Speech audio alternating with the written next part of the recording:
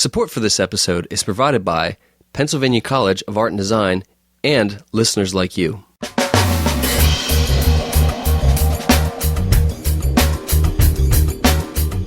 Welcome to the Lancast. I'm David Moulton.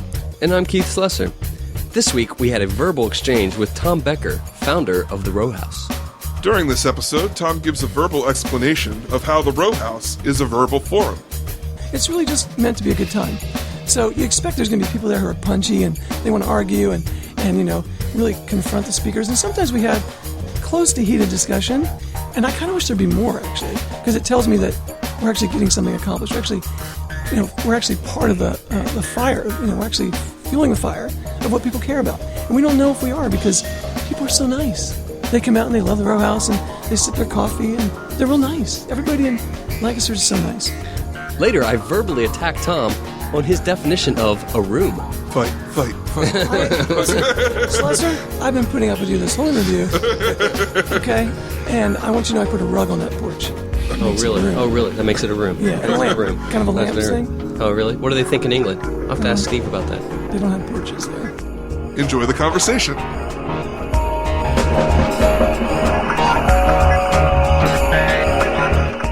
Well, Mr. Tom Becker, welcome to the Lancast. Thank you very much, Keith. Here in Lancaster, you have this project, the Row House. Could you tell us a little bit about that? Yeah, real quick. It's a forum. It's a forum for ideas. And I started it 2 years ago. And it's a nonprofit organization, a parent organization called the Row House Incorporated. But really what we're known for is doing regular forums, which are lectures / discussion, kind of civil dialogue. And they're all kind of centered on a Christian worldview, but they're meant for people who don't even believe that. They're meant for anybody to come, open to the public. So we do these lectures, and then we do concerts that kind of bring exposure to what we're doing with the Row House, both artistically, but also just bringing people in and they can hear about the forums. So I started that, and along with that, I do a lot of speaking and writing and blogging. And we initially started the Row House out of my house to be like a residential study sort of live-in communitarian vibe as well. That's yet to be worked out. That happens informally because we have tons of people in our life, but that's kind of that formal part's going to wait for a little while. But yeah, basically we're a forum, and we do the forums at my house, or we'll do them off-site, do them downtown. We can take the forums anywhere where people just want to talk about ideas. Can you give us a little bit of a background of maybe some history of your history of how you came to this point of starting the Row House? Yeah, it's interesting because for the first time in my life, I'm doing something that really fits me, and it's partly because I designed this job nobody can fire me from. So I started my own organization, have my own board, and it really is a chance for me to run with my creativity. And all that started way back when I was small. I was kind of like, I really was small. I was the youngest of three boys, and smaller. Did I mention that? I weighed about 115 pounds when I graduated high school, so 5'7". So I was always kind of this underdog, creative guy. Lived in the art room. My best friend's dad was the art teacher at high school, and went to public high school in the middle of nowhere. So we were like listening to the Beatles when it was kind of not cool anymore.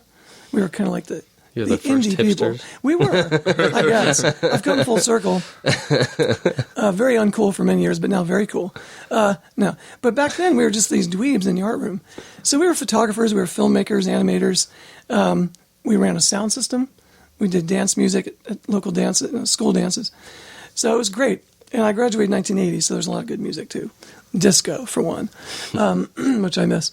So that was kind of who I was. I was going to go into radio or some sort of filmmaking, some sort of visual arts. I had a photography background. So I was kind of this on the road to kind of something artistic. I went to the Governor's School for the Arts, which is like this 6-week-long intensive thing for high school juniors, sophomores and juniors. And went to that with my best friend from home, and we took filmmaking and electronic music. And so we were exposed to all this like cultural, vibe in small-town Pennsylvania, mind you. So I was a little bit odd, but, people put up with me. So graduated from college, and I didn't know what I was going to do. And I didn't think I'd get into colleges because I wasn't much of a studier. And the only academic course I had in high school, The only college prep course I had was Algebra 1, my senior year. So the rest of my time I was doing metal shop, wood shop, and living in the art room. It was awesome, yearbook staff. So I was having the time of my life, but I didn't care about college. And my family culture growing up never pushed that on me. So I was happy, to work part-time and run my sound system and be in the art room and stuff. But then I started to think about what I should do. And my high school guidance counselor, his name was Mr. Balmer, and he was this great World War II vet guy who had real stubby fingers because his hands had been blown off, And I'll never forget Mr. Balmer. And he's like, Tom, you should go to college. And I guess he recognized some sort of, at least creative, maybe intellectual ability. So I was like, all right. So I applied to like a 2-year college, electronics. And I got into that. But then I applied to Bloomsburg University in Temple. And lo and behold, I got in. Like, seriously, I had no academic courses. I was number 27 of 179 students in my class standing, so that was in my favor. And of my looks, of course. So I got into these 2 schools, and I was like, what the? I mean, okay, so am I going to go to North Philly, from small town, Watsontown, 2,300 people, to North Philly to go to the School of Communications at Temple? Or am I going to go to Bloomsburg, 27 miles away? Well, I chose Bloomsburg because I'm a small town guy. So that's where I ended up, and I ended up studying. I went in with radio and film, and I realized that was too restraining for me. So I majored in speech/communications because I have such a golden voice. I thought, speaking would be the most ironic major for me. So I majored in speech and communications, and so anyways, all that stuff was going on at the same time. I was a burgeoning leader on campus through the Christian groups on campus. There's these student-led Bible study and Christian groups on campus, and that was blindsiding to me. I didn't go to college for that, but in my freshman year, I also experienced a religious conversion, not only a sort of cultural renaissance of learning, but just this whole shift for me. So here I was, this newly minted Christian guy, and trying to put together all these creative impulses. And I found, a way to do that through leadership and teaching people and leading people. I was in a comedy drama group for a couple years, doing just weird skits and sketch comedy.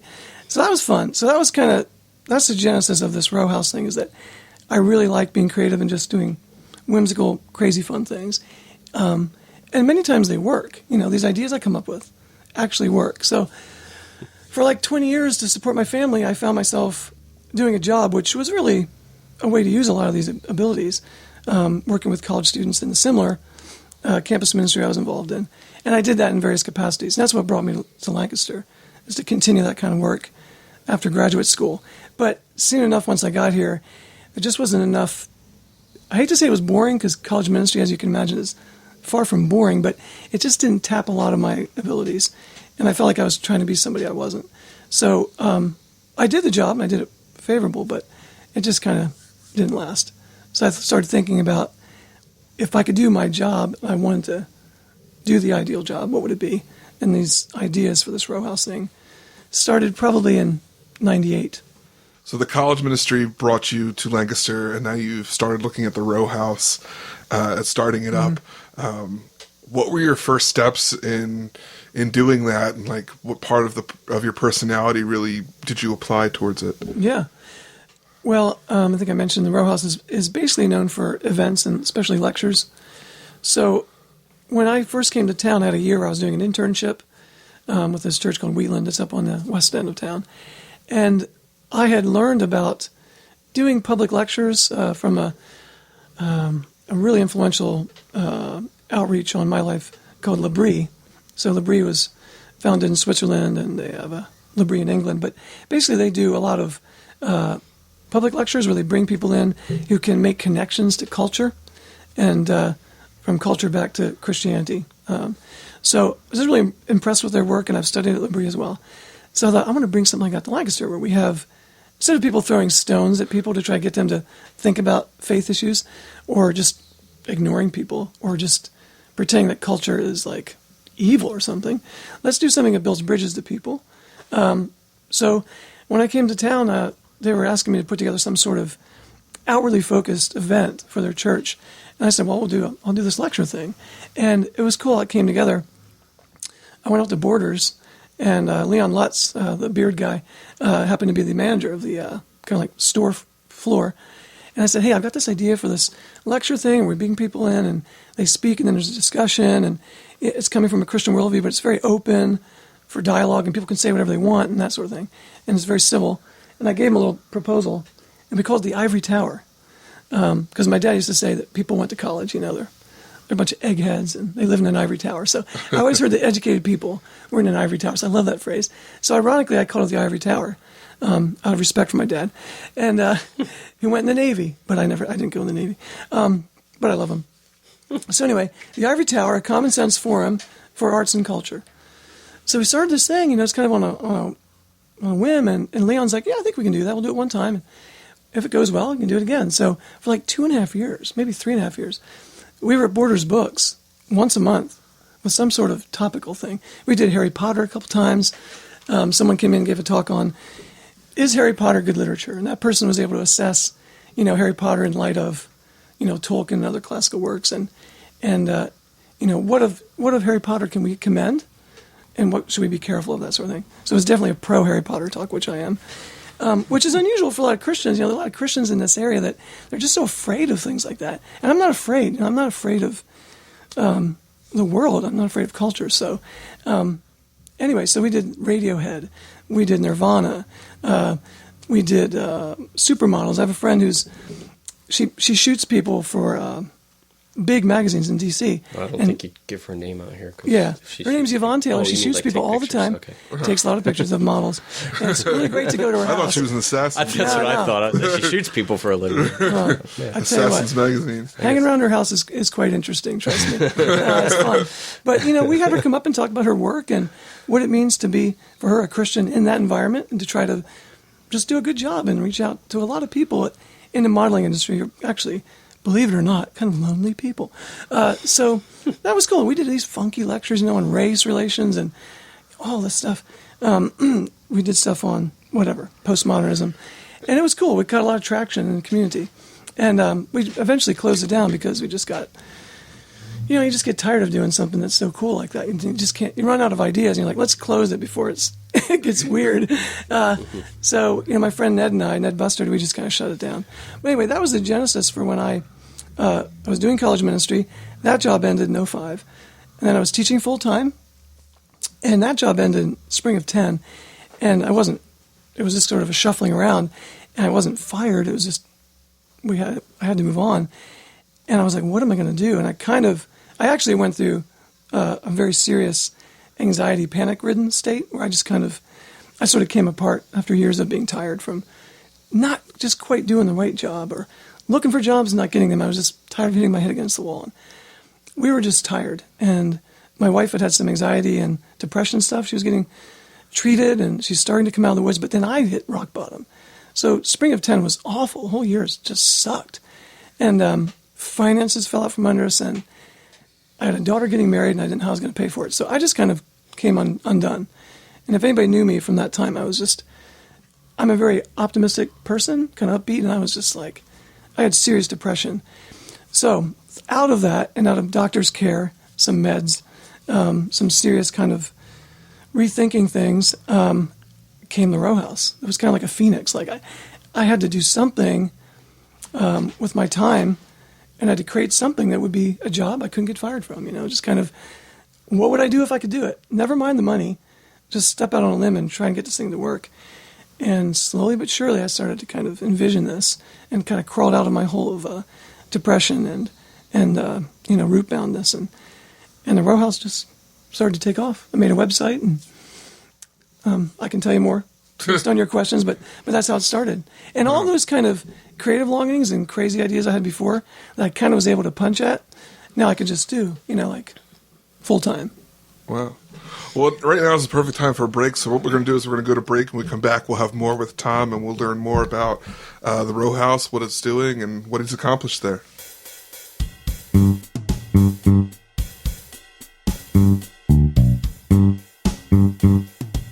Hey, Keith, I have a question here from the audience. They're asking, what are your opinions on world hunger?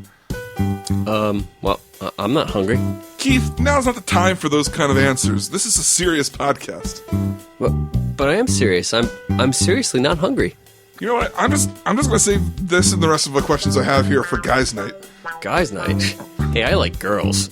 No, you've got it wrong. Guys' night is when four professionals in the podcast world, you, me, Jason Mundock from the Round the Wood Stove, and Sean V. Martin from Sean and Carter Have a Podcast, we sit down and we answer questions from the audience.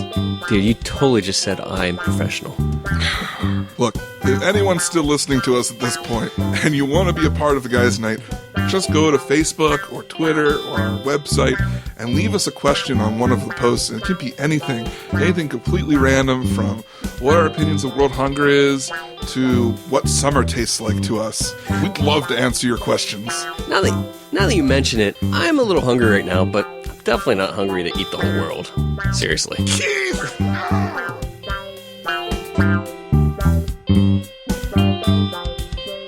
Welcome back to the Lancast. We're sitting down with Tom Becker from the Row House.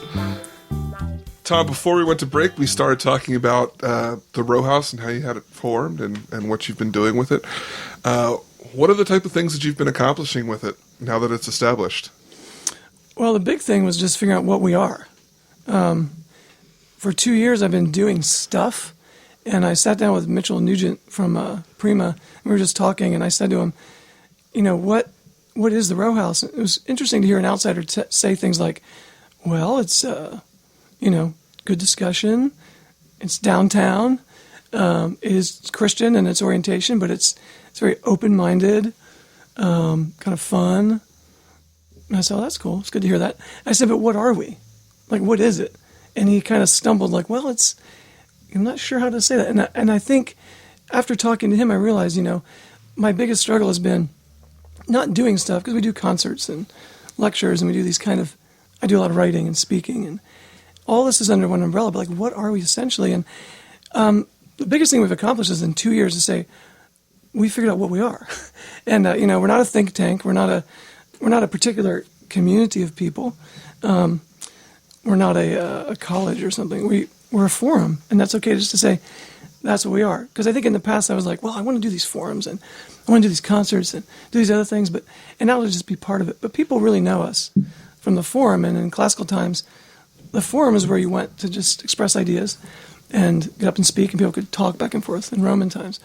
And I think that's a perfect name. It's kind of like we're creating a public forum based on current culture, and our tagline is engaging current culture with ancient faith.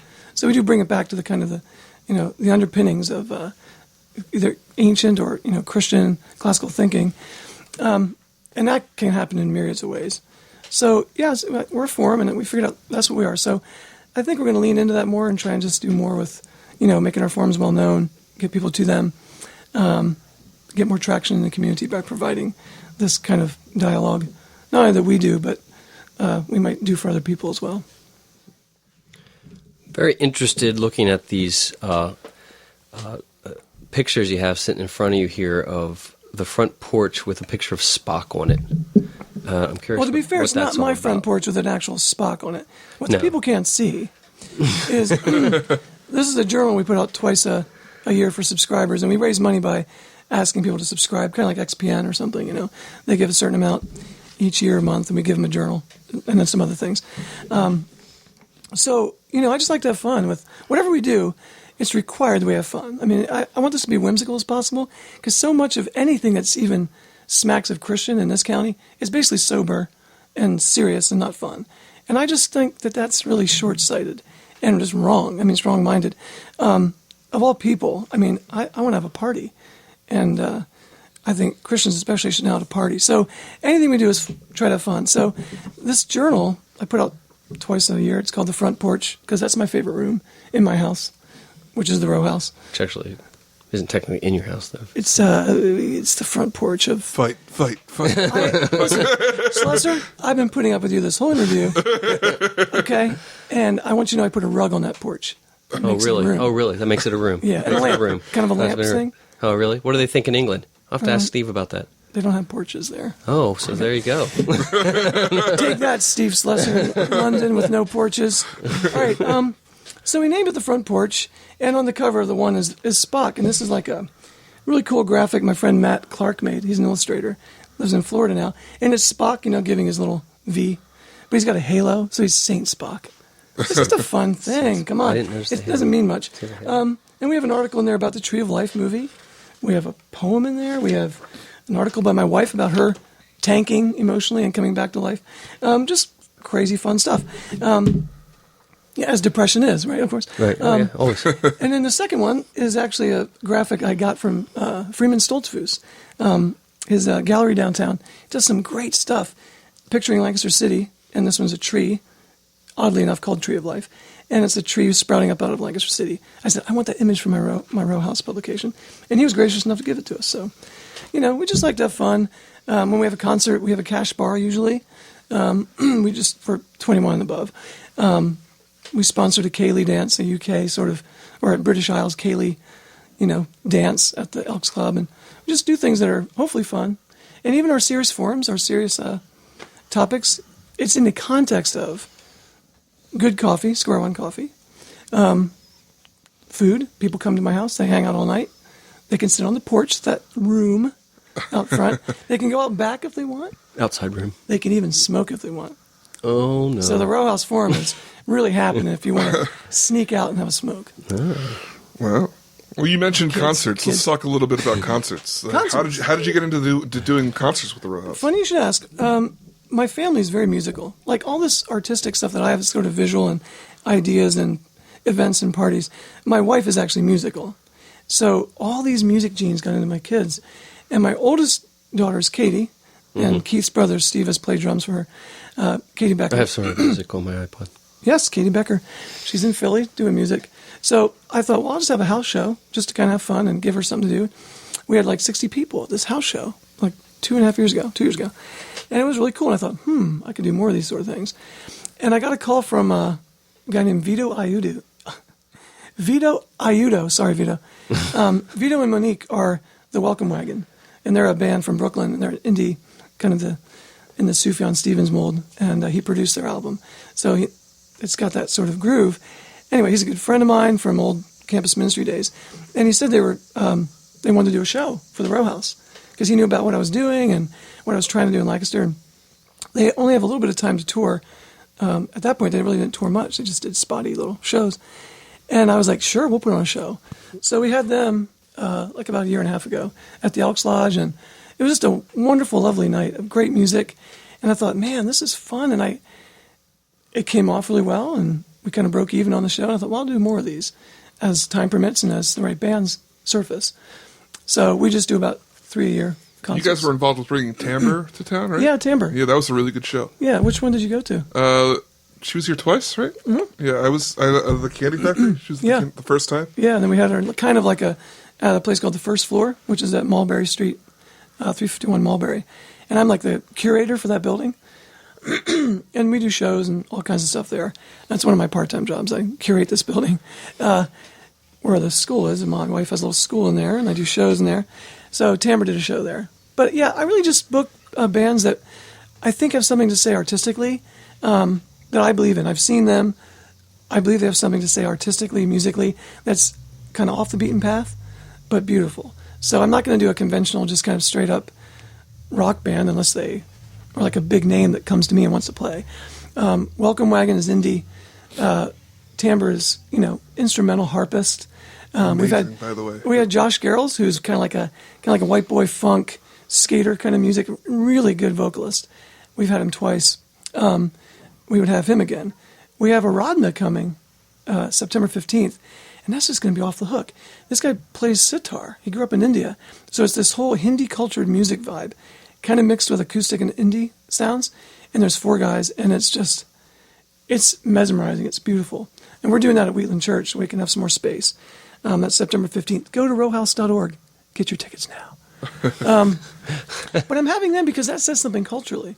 That's not just, the kind of music you'd expect. This is making us, it kind of blindsides you in the sense of there's some message here that's awesome and redemptive, but the music itself is just crazy good. And so those are kind of my criteria. David's been working on his kazoo Really hard. He's been working. He's getting pretty good. Are you like making out of wood or plastic? Well, we've been thinking about doing a show, and we were wondering if you had anything open for. I can do all the greats. Yeah, he does Stairway to Heaven. Stairway to Heaven on the kazoo. It's pretty amazing. Most amazing thing ever. Can we talk off the mic sometime? Yeah, Dragon Force songs. We'll go to LBC and take care of that. We'll talk long into the night. Well, I think it's interesting that you have these quote-unquote house concerts for the row house, but they're not at your house. Correction. I don't do house concerts. Oh. I did that first one, and that went really well. And it was kind of big. It was like, well, I could have had it somewhere else. And then I did one other sort of house concert, and it was kind of a flop. And I'm like, no more flops. And actually, you know what's really interesting? I decided not to do the house shows anymore because I'm like, I can't afford it. I need these shows to expose people to the row house and create more subscribers. I need a bigger sort of audience. And if I have friends who are in the music business that can bring in some shows that are a little bit more substantial, I'm just going to stick with that and do less of them. And lo and behold, about a year into me doing the row house, Mosaic starts doing concerts similar to the kind of ones I was doing. Josh Gibble, have you ever met this guy? We have. There's something wrong with this guy. Yeah. Have you ever right. He is. Josh Gibble, he comes along, starts doing these live from the cellar. Mm-hmm. And, you know, if I get somebody that comes to me and wants to do a house show, like your kazoo, I say, go see Gibble, man, because he can do it so much better than I can. And he doesn't care if there's only 30 people, you know? So it's just perfect. And actually, Josh is getting to be friends because his little kids, one of his kids, goes to my wife's little school. So that's kind of fun. Very cool. And by the way, the interview with him was entirely too silly. See, I disagree. He has really calmed down since high school. For Josh, that was calm. Go check out Josh. I was really disappointed, actually. And because I said that right now, he's probably going to slash my tires. But do it. But see, I'm getting like at least 12 more minutes of this interview because Keith's not laughing. That's true. You know, That's true. And going back and forth. Why do you laugh, Keith, and ruin everything? Why do I laugh? Stop. I'm really happy that you're keeping it together. Okay, go ahead. There he goes. Oh, man. Oh, Tom. You have a question, Keith? I did, but, you know, I'm not going to ask it now. Fine, if you don't want to be funny. What has been a topic for the row house that you have talked about? Have there ever been any intense moments or where a topic has been brought up and you've been like, oh, I should have just not done this? Well, every time I speak, which is like once a year, for the forums, you know, I always feel that way. Like, why did I do this? You know, get somebody else to speak. So I always have that. But no, we've had one. We had one that was disastrous, and it wasn't in the way you'd expect. You'd expect like, okay, we want people to bring their friends, and we keep telling people, bring your friends, even if they hate God and they think Christians are just stupid and they just have no time for Christianity. Bring them, because we want to demonstrate in more ways than one, hey, there might be something to this, and they're going to have a good time. They're going to learn something, and they're not going to be preached at. They're not going to be prayed over. It's really just meant to be a good time. So you expect there's going to be people there who are punchy and they want to argue and you know, really confront the speakers. And sometimes we have close to heated discussion. And I kind of wish there'd be more, actually, because it tells me that we're actually getting something accomplished. We're actually, you know, we're actually part of the fire. You know, we're actually fueling the fire of what people care about. And we don't know if we are, because people are so nice. They come out and they love the row house and they sip their coffee and they're real nice. Everybody in Lancaster is so nice. So I try to stir things up by just doing provocative topics and just kind of, you know, poke at people, do my best. Well, one night we had a gentleman come in and he offered to bring something along. I said, we can bring drinks along if you want. And it was a relatively small discussion. We were discussing a film, and it happened to be Psycho. And my friend had a screening of the movie and discussion about this film. This other guy who, off the street, sort of, I invited, came, and he brought something to drink. He brought 2 40s. Now, you guys in your neighborhood, you know what a 40 is. For the audience, that's a 40-ounce bottle of beer, usually Bud or something, in bags. So it was a little odd. I'm like, okay, that's a little bit, okay, whatever, I'm open, you know. So, and I took them to put them in the can. He said, oh, that one's for me. So one of them was just for him. The rest was for the gang afterwards. So, all right, so then we had people there under 21. There's like 18 people, students from my school. And this gentleman went on to drink that entire 40 and interrupt the speaker every 3 minutes. To the point where I'm like, dude, I won't tell you his name. I was like, sir, could you just like, hold on, let Bill, finish his. And he would just keep on railroading with his opinion about whatever that gentleman just said. And they were actually really well-informed things, but like the wrong time to say them and just really inappropriate. And it was so awkward. And finally we closed up and he said, well, that was a pretty good discussion. And I said, yeah. I said, except you monopolized the whole dang thing. He said, now, do you think I'd be welcome to come back? I said, dude, you're welcome to come back if you don't monopolize the whole discussion. I said, you were terrible. And he's like, well, it was one of those guys you could say that to because he didn't faze him. I haven't seen him since. So that was a weird experience. You never can quite be ready for. But I really try to lay groundwork in the front and say, like, tonight, this guy's lecturing, not you. So at the end, ask questions. If you have a comment, make it brief. And, we're going to tape this for a podcast, so let's try and be civil here. Not usually defrase all the craziness like this guy brought, so... Well, Tom, it's been great getting to learn about the row house with you. If people want to learn more about it or learn more about you and get in touch with you, how can they do that? Very easy. Our site is kind of a hub for everything, therowhouse.org. And you can learn about our concerts, upcoming events. I do a podcast after each, or most lectures, and those are at iTunes, The Row House. Download those for free. Check them out. Come out to an event. And the concert on the 15th of September. We're hoping to sell tickets right away, as soon as possible. It's limited to 275, so we're trying to sell that one out. So that's the band of Rodna, September 15th. So besides that, I'm on Facebook, and 413 College Avenue is my house, so stop by. Thanks, Tom, for being on the show. Thanks for having me. There's that mosquito.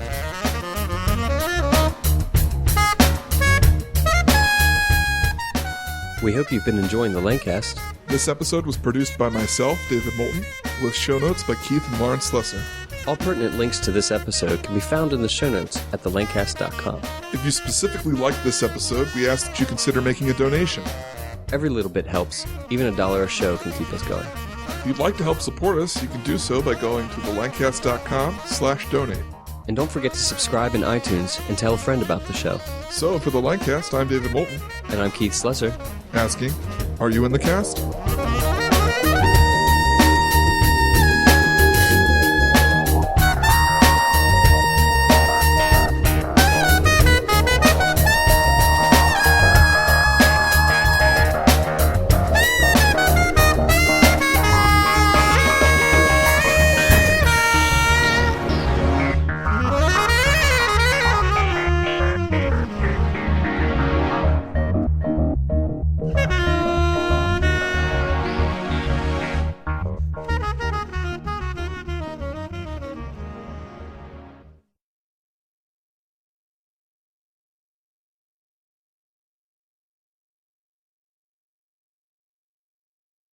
It's called the front porch because that's my favorite room in my house, which is the row house. Which actually isn't technically in your house, though. It's the front porch of... Fight. Slesser, I've been putting up with you this whole interview. Okay?